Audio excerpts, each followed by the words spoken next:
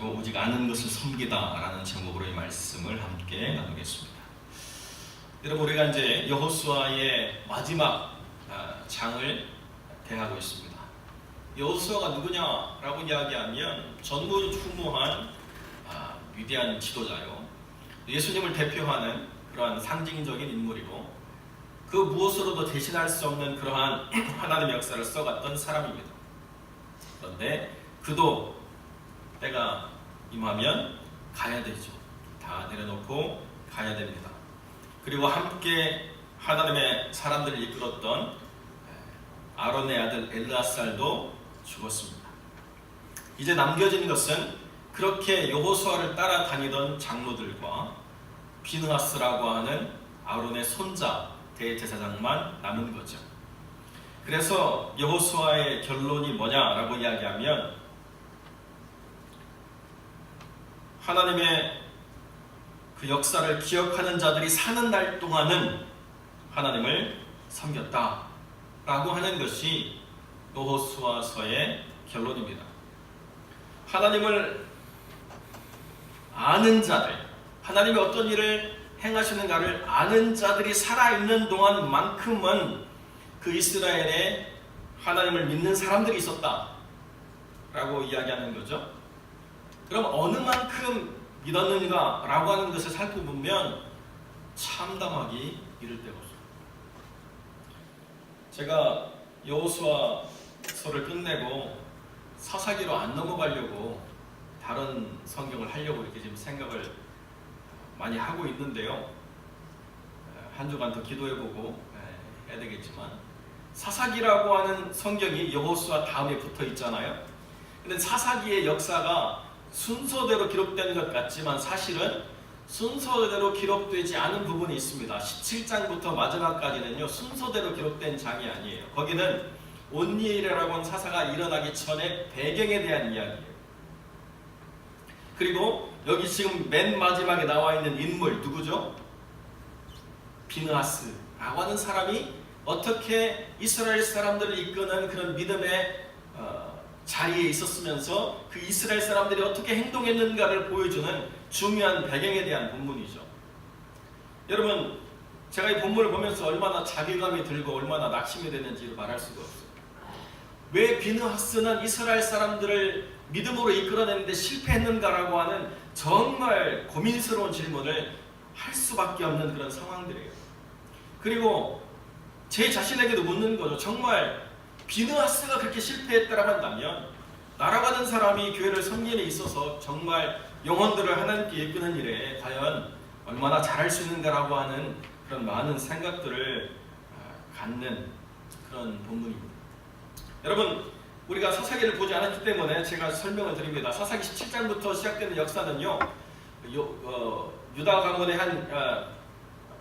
유다 지파에 있던 레위인이 미가라고 하는 한 사람의 돈에 팔려가지고 그 가문의 제사장이 됐다가 단지파가 오니까 이제 뺏겨가지고 단지파의 제사장 노릇을 하면서 단이라고 하는 지파가 이스라엘 12지파 가운데서 완전히 사라져버리는 그 시작을 보여주고 있어요. 그들이 어떻게 생각했느냐, 우리가 어디로 가든지 여기 우리를 위해서 하나님을 대신에 역할을 할 수 있는 제사장이 있다고 한다면 하나님이 정하신 지경을 떠나 만들어 살더라도 아무런 문제가 없다, 이렇게 생각을 하는 거죠. 그래서 제사장 하나 데리고 자기들의 길을 가버렸습니다. 이 사건 이후로 단지파는 점점 이스라엘 역사에서 사라지게 되는 그러한 결과를 보여주고요. 사사기가 배경으로 시작되면 단지파가 사라져버리는 일에서부터 단지파의 마지막 사람 누구예요? 삼손이라고 하는 사람, 단지파의 마지막 남은 희망처럼 드러나는 삼손이라는 사람이 어떻게 실패했는가로 사사기의 전 역사가 끝나버린다는 거예요. 단지파가 하나님을 떠나고 마지막 남은 사사를 단지파에서 세웠는데 그 사람도 어떻게 실패했는가라고 하는 것을 보여주는 것이 사사기 전 역사의 시작과 마침이에요.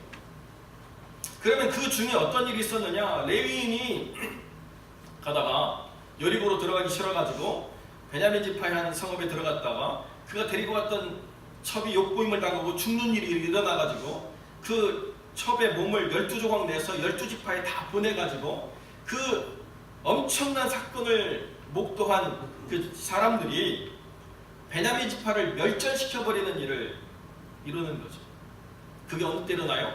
피느하스가 대제사장으로 있던 때, 모든 일을 아는 자가 사는 날 동안 여호와를 섬기던 때에 일어난 일이라는 거예요. 우리 생각에는 홍해를 가르고 광야 40년 세월을 겪어서 가나안의 그 엄청난 사건을 본 자들이 두렵고 떨려가지고 어떻게 하나님 앞에서 행여 이런 일을 할 수 있을까라고 생각하는 그런 일들이 그 시대에 참담하게 이루어지고 있는 것들을 성경은 담담하게 그려가고 있다는 것입니다. 동성애가 만연하고요, 폭력이 난무하고요, 자기 뜻대로 살육을 벌이고요, 한 집파를 멸절시켜버리는 일들을 자기들의 정의로 하나님께 묻지도 않고 결정해서 베냐민 지파가 거의 사라져버리는 그런 역사를 만들어냅니다. 그게 지금 우리가 대하고 있는 31절의 말씀이에요. 여호와께서 이스라엘을 위하여 행하신 모든 일을 아는 자의 사는 날 동안 여호와를 섬기는 방식이라는 거예요.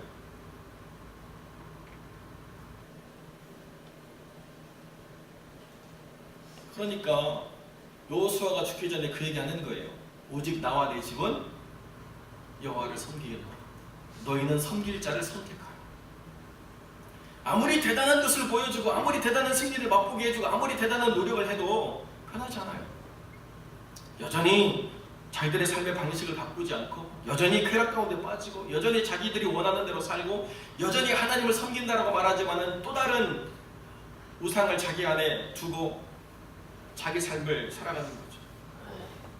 여러분, 나중에 사사기를 보시면 더 잘 알겠지만 하나님의 그 회막이 지금 어디 있느냐면 실로라고 하는 곳에 세워졌어요. 그게 여호수아의 마지막이에요. 이제는 하나님을 섬기기 위해서는 사람들이 어디로 와야 되느냐? 실로라고 하는 땅으로 와야 돼요.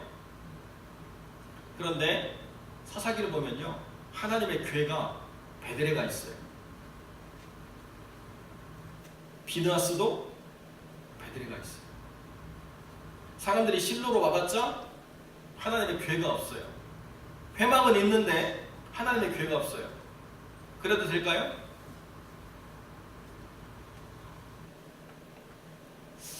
조금 헷갈리긴 하지만 뭐 어디든지 예배드리면 되지 않을까요? 자, 그럼 한 번 더 질문해 봅시다. 왜 하나님의 궤를 그 요셉 자손 에브라임이 가지고 갔을까요? 베델로.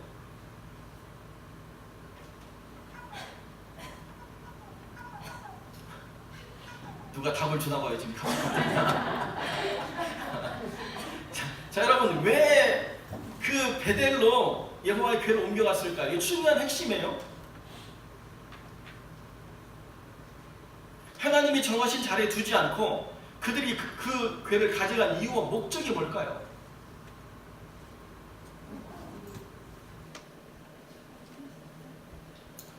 여러분, 결국 그 궤를 뺏기죠. 그들이 전쟁에 승리하기 위해서는 하나님이 우리와 함께 해야 되는데 우리가 실패한 것은 하나님의 궤가 우리 안에 있지 않기 때문에 실패했다고 해서 블레셋과의 전쟁에서 그 궤를 가져오는데 결국엔 어떻게 해요? 전쟁에도 지고 궤도 뺏겼어요. 그걸 미루어 짐작했는데 왜 요셉 자손들이 실로에 있어야 될 하나님의 궤를 에브라임 산지로 가져가서 베델에 두었을까요? 굉장히 이기적이고 굉장히 자기중심적인 선택을 했다는 것입니다. 그리고 아무도 그것을 말리지 못했다는 거예요. 심지어는 비느하스조차도 말리지 못했다.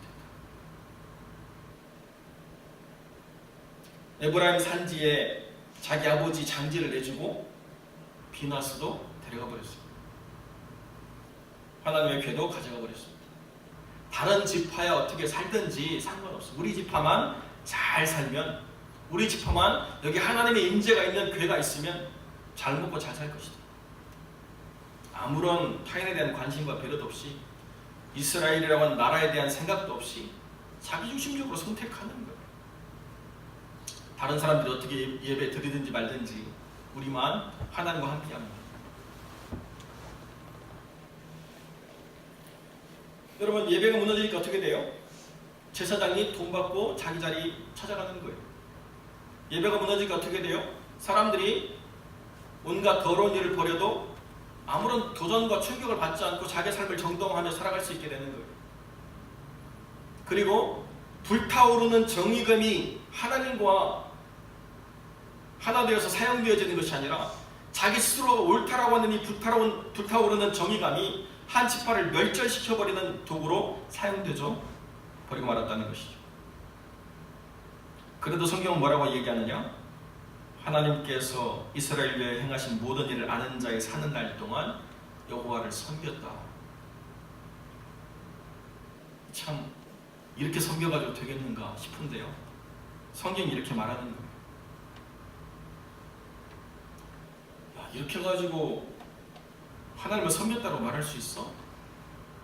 라고 하는 것이 여호수아가 죽고 난 이후에 불과 몇십 년 지나지 않아서 보여준 참담한 모습이라는 것입니다. 어떻게 그럴 수가 있어? 여호수아가 있을 때 그 놀라운 일을 보고 듣고 경험한 사람들이 있는데 있죠. 히스기야가 죽고 난 다음에 므낫세라고 하는 왕이 일어나서 그 유다라고 하는 왕국을 멸절시켜버리지 않았습니까?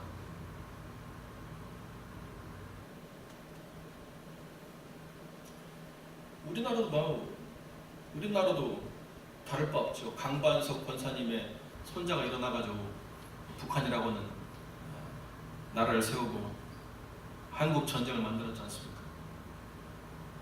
김일성이 술 취하면 그렇게 찬송가를 불렀대요. 자기 할머니가 부르던 찬송가 귀에 나온 거죠.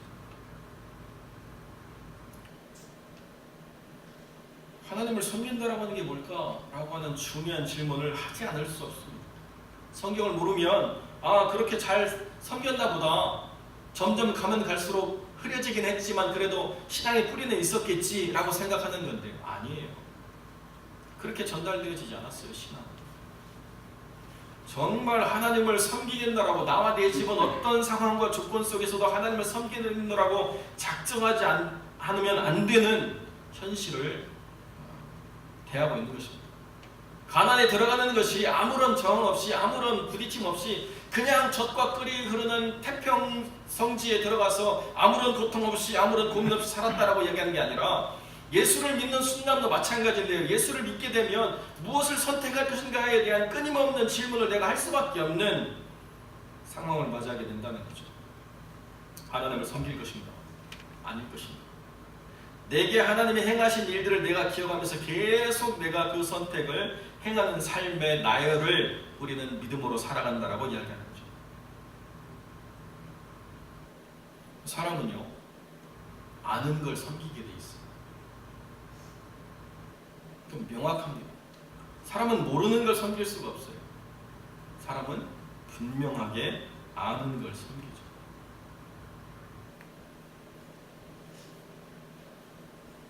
뭘 아느냐? 이게 오늘 우리가 질문해야 될 중요한 부분이랍니다.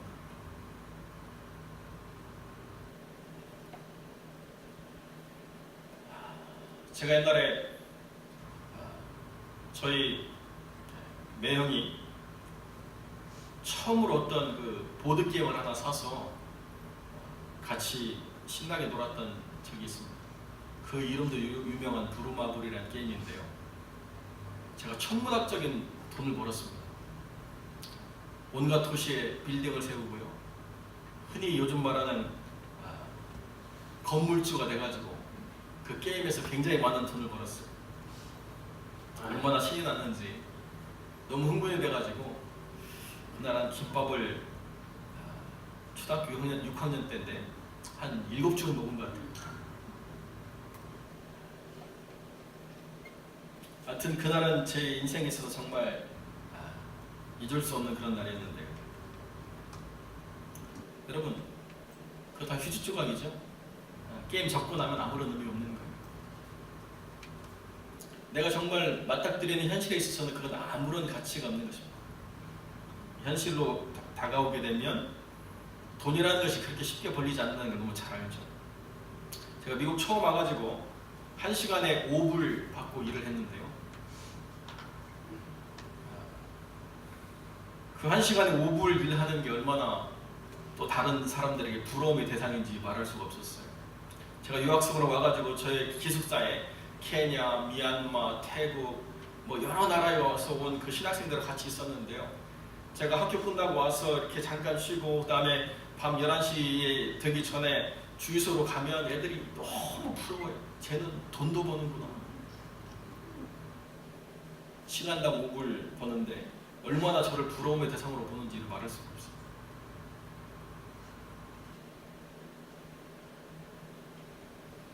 밤을 새고 눈도 못 붙인 상태로 세수하고 챙겨서 학교를 가면 머리가 멍해가지고 영어로 수업을 듣는데 도대체 방언을 하는 것인지 잘 들어오지 않을 때 있었지만,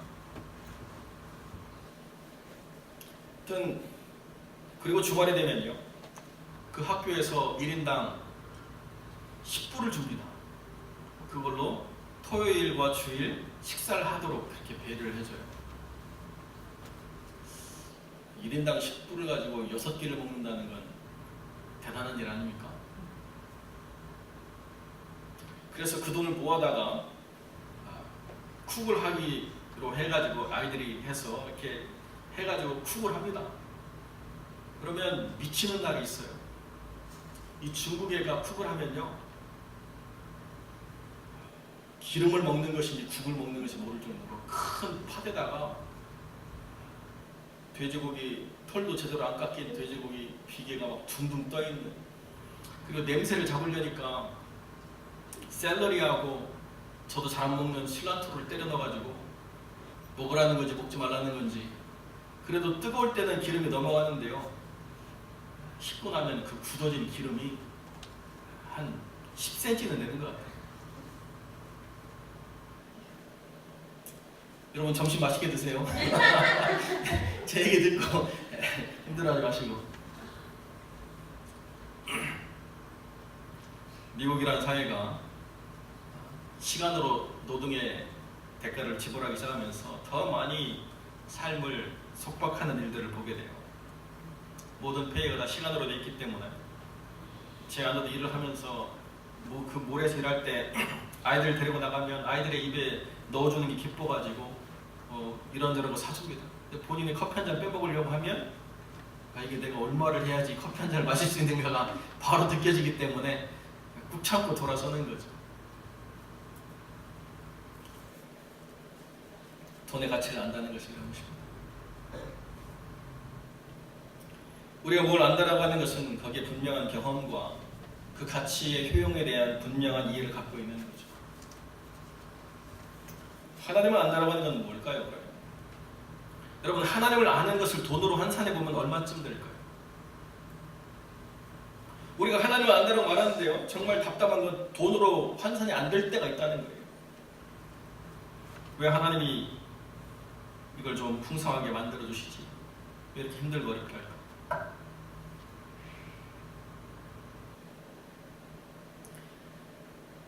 때로는 그 목회를 힘들게 하는 것들이 돈뿐이 아니라 여러 가지 위협과 협박일 때도 있는 걸 보게 되는 거죠.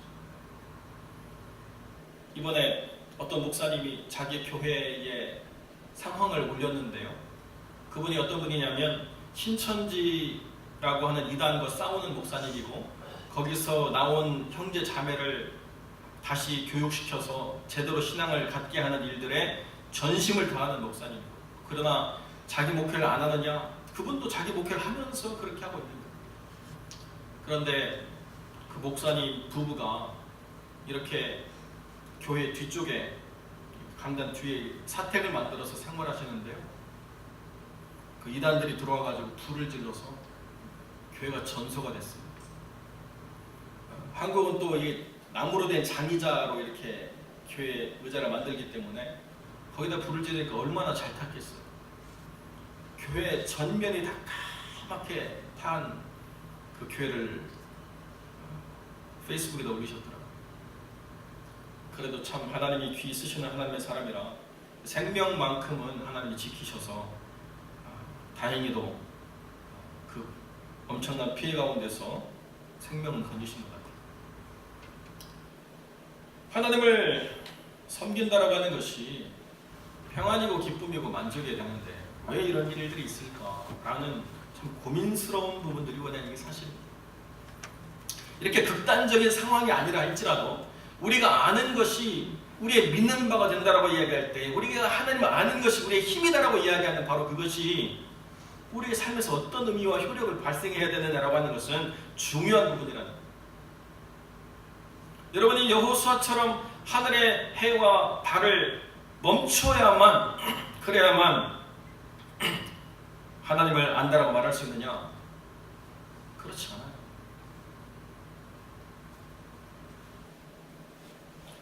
그렇게 위대한 하나님의 사람이 마지막으로 할 수 있는 이야기가 뭐냐? 나와 내 집은 여호와를 섬기기로 결정한다. 너희들도 선택해라. 앞으로 하나님께서 해와 달을 또 멈추게 하시진 않겠지만, 그러나 이 인생의 날에 누구를 섬길 것인가라고 하는 것은 분명히 스스로가 확증하지 않으면 안 됩니다. 이 돌이 너희들의 언약을 증거하는 돌이 될 것이다. 돌이 뭘 들었어요? 귀가 있어요? 눈이 있습니까? 머리가 있나요? 표현해낼 입이 있나요? 여호수아가 할 수 있는 것은 돌 하나 세우는 것밖에 없었어요. 적어도 그걸 보면 무엇을 하나님 앞에서 맹세했는지를 기억하겠지. 그런데요, 그 누구도 기억하지 않았다.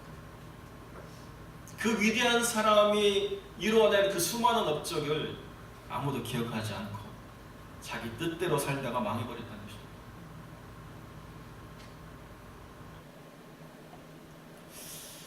비누아스가 바라보는 그 세상이 어떨까요?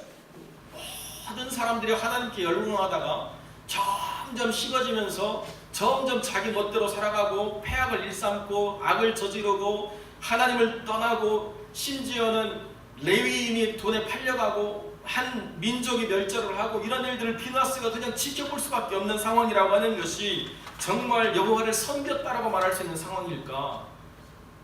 참 비참한 거죠. 어느 한 사람 누구를 봐도 하나님을 섬긴다라고 말할 수 있는 사람이 없을 그때에 하나님이 그러면 어떻게 하신가? 이게 사사기의 역사라는 거예요. 소망이 없는 사람들에게 하나님의 소망을 주시는 거예요. 끊임없이 하나님께서 이렇게 세워도 주저앉고 끊임없이 하나님이 이끌어도 하나님이 손을 뿌리치고 딴 길로 가버리고 그렇게 하나님이 구원해 내시고 그렇게 하나님이 이끌어 주셔도 여전히 하나님을 배반하는 수많은 배반의 역사들을 하나님이 묵묵히 감내하시는 역사가 바로 우리 앞에 있는 것입니다. 하나님을 섬기는 데 있어서 얼마나 다양한 조건과 다양한 요구를 필요로 하는지 이유로 말할 수가 없는 거죠. 마치 누군가 내가 하나님을 섬기는 일에 있어서 그 조건과 환경을 만들어내야만 되는 그런 분명한 책임의 전가가 있어야 내가 하나님을 믿는 게 편안해지는 그런 세상 속에 우리가 있는 것 같아요.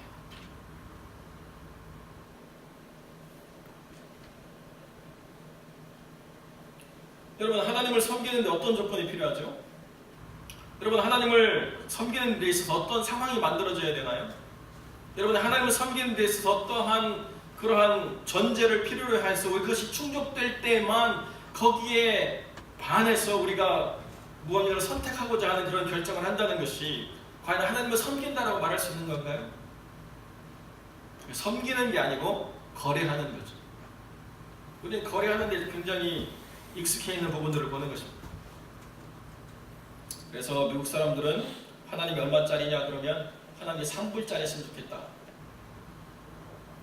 내 주머니에 꺼내서 밴딩머신에 뭘 집어넣고 빼먹기 좋은, 하나님과 서로 관계가 불편하지 않은 3불 정도는 내가 써도 서로가 그렇게 많은 희생을 했다고 말하지 않고 거기서 튀어나오는 것이 내 몸에는 안 좋겠지만 한 끼의 칼로리를 대신할 수 있는 것이 나오니까 그 정도면 서로가 좋지 않겠는가 라고 이야기한다는 것입니다. 하나님의 행하신 일이 뭐냐를 말할 수 있는 삶, 하나님의 행하신 일을 무엇이라고 말하고 그 가치를 전달할 수 있는 그런 하나님의 사람들의 가문이 사라진다는 것, 이것이 우리가 두렵고 떨리는 마음으로 살펴야 될 거라는 거죠.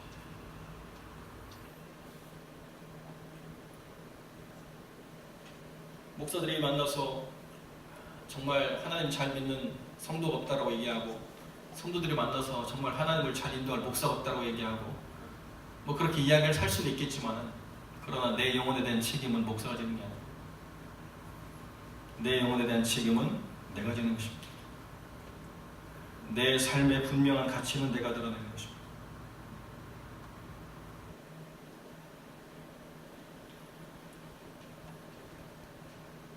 옛날에는요, 목사님이 신신학을 배워가지고 헛소리하면요, 성도들이 목사님을 변화시켜버렸어요.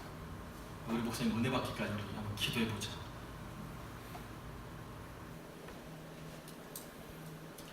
그런데 요즘은요, 참 세상이 좋아져가지고 뒤에 이렇게 타이틀이 딱 있는데요, 그 예배의 설교 제목이 마음이 가난한 자 딱 돼 있어요. 그 강단에 누가 섰느냐? 명진 스님이 서가지고 마음이 가난한 자를 설법하고 계시더라고요. 대단히 좋은 게 아닙니까?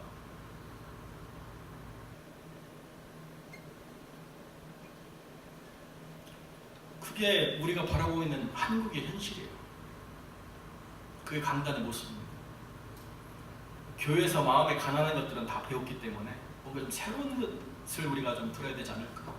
편협하고 왜곡된 것만 우리가 듣다 보니까 뭔가 변화가 없으니, 뭔가 다른 관점에서 다른 이야기로 우리가 살펴보면 우리가 좀 더 나은 삶을 살지 않을까. 한국의 현실이에요. 그래도 사는 날 동안 여호와를 섬겼다라고 말할 거예요.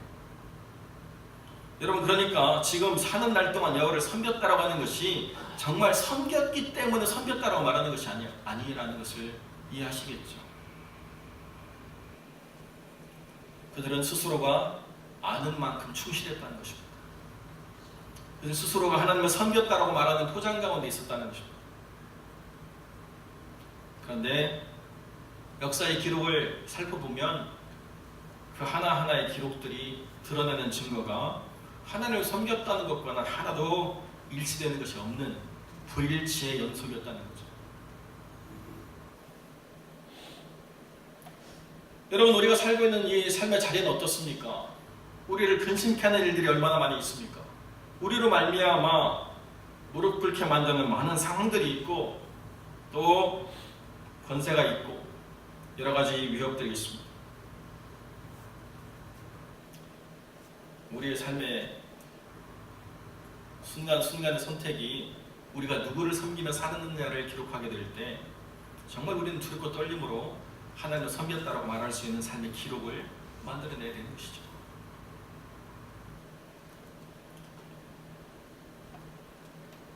여러분이 오늘 이 자리를 선택한 것은 다른 그 무엇보다도 여러분의 삶에 역사하시는 그 모든 일을 아는 지식으로 말미암았고, 그 지식이 여러분의 사는 날 동안 여호와를 섬기도록 이끄는 중요한 힘이요 또 근거가 되어야 된다는 이 사실은 결코 변하지 않습니다. 그러나 여호와를 섬겼다라고 말하는 그 내용을 하나님 어떻게 살펴보시냐는 정말 우리가 깊이 생각해야 된다는 거죠.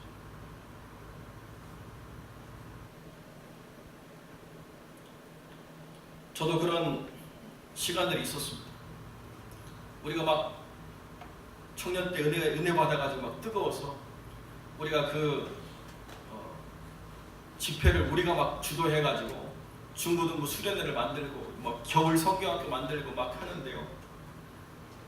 한참 막 교사들이 막 분지하고 또 이렇게 말씀 증가하고 있는데 잘못된 신학을 배운 전도사님이 한가운데 와가지고 이 사다리 놓고 전구를 갈더라고요. 그분이 애들을 데리고 와가지고 중고등부 수련회 하는데 창세기 1장부터 10장은 신화야 얘들아. 이거는 기록의 역사가 아니라 상상의 산물이고 믿고 싶은 말을 만들어낸 거니까 그렇게 생각하면 돼. 그리고 삼박사가 있다 왔더니요, 교회 잘 다니던 애들도 교회를 안 다니더라고. 신화라는데 뭘 우리가 신화를 배우겠어요? 그 곰이 마늘 먹고 사람 된 거 똑같은 얘기 아니에요? 뭐 이런 거죠.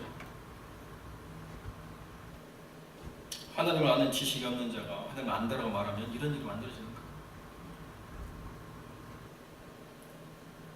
제가 잠깐 설교 올라오기 전에 하영주 목사님이 남기신 그 비디오 클립 가운데 목사가 목사 얘기라고 하는 그 클립을 보는데 그분이 뭘 얘기하느냐, 자기 부모님으로부터 물려받은 신앙 유산을 얘기해요.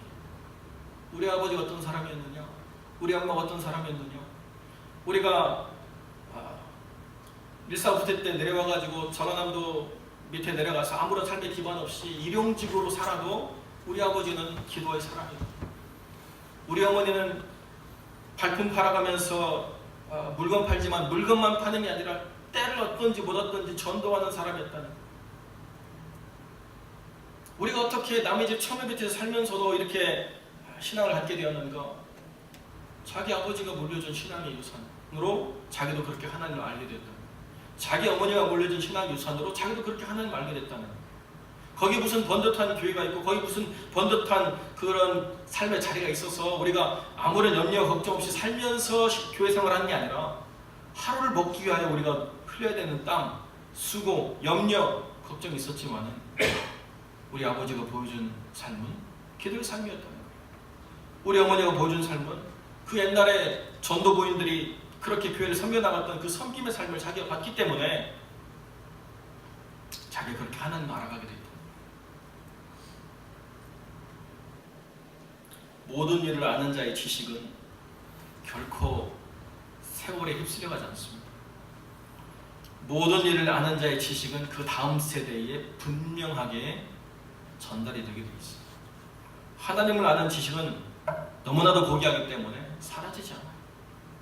내 아버지가 어떻게 하나님을 알았는가, 내 어머니가 어떻게 하나님을 알았는가 분명하게 전달이 되는 거죠.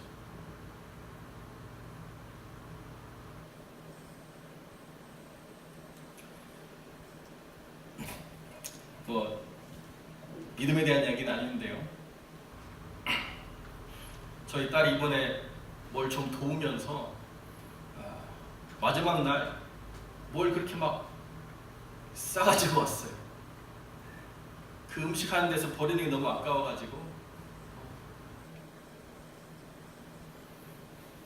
이것저것 담아가지고 다 싸가지고 와서 굉장히 뿌듯하게, 아빠 내가 빵도 가져오고, 아빠 내가 소금도 가져오고, 내가 흑설탕도 가져오고.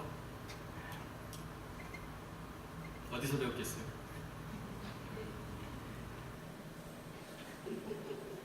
삶이 가르치는 건 뭐 입으로 전달되지 않아도 분명한 거예요. 우리가 개척을 할 때 개척교회에서 밥을 하면 이제 들쭉날쭉이에요. 어떤 때는 오고 어떤 때는 안 오고 사람들이 그러니까. 어떤 날은 밥이 모자라가지고 또 막 콩튀도 뛰어다니고, 어떤 날은 밥이 너무 많아가지고 일주일 내내 그 식은 밥을 볶아 먹고, 뭐 또 국에 말아 먹고, 뭐 하여튼 술을 써야 되고. 심지어는 우리가 교회 사람들에게 내놓을 수 없는 그 안남미를 가져와가지고, 또 향이 아주 가득한 안남미를 가져와가지고 교회에 내놓을 수가 없어서 우리가 그걸 먹다 보니까 밥솥에 쌀 향이 배가지고 다른 쌀을 넣는데도 그 향이 나는 참 신비로운 은혜를 우리가 누린 적도 있네요. 보고 배우는 거예요. 말로 배우는 것이 아닙니다. 하나님을 아는 지식도 마찬가지. 더 명확하게 보고 배우게 돼 있어요. 어느 때 하나님과 멀리 떨어져 있는 것 같지만, 그러나 하나님이 돌이키시면 자기 아버지가 하나님을 믿었던 방식 그대로 따라가게 돼 있어요. 자기 어머니가 하나님을 섬겼던 방식 그대로 하나님을 섬기게 돼 있어요. 어느 것 하나도 하나님께서 버리지 않고 그 삶에 분명하게 세우시는 삶의 역사들이 있게 됩니다. 그것이 아는 자의 삶입니다. 거짓은 거짓을 낳고 진실은 진실을 만들어가게 되었습니다. 사랑하는 성도 여러분, 여러분의 아는 바가 여러분의 섬기는 바요, 여러분이 물려준 영적 유산인 것을 기억하시고 하나님을 아는 지식에 풍성한 영혼들이 되시기를 주님의 이름으로 간절히 축원드립니다. 기도하겠습니다. 참 좋으신 아버지 하나님, 감사와 영광을 주께 돌립니다.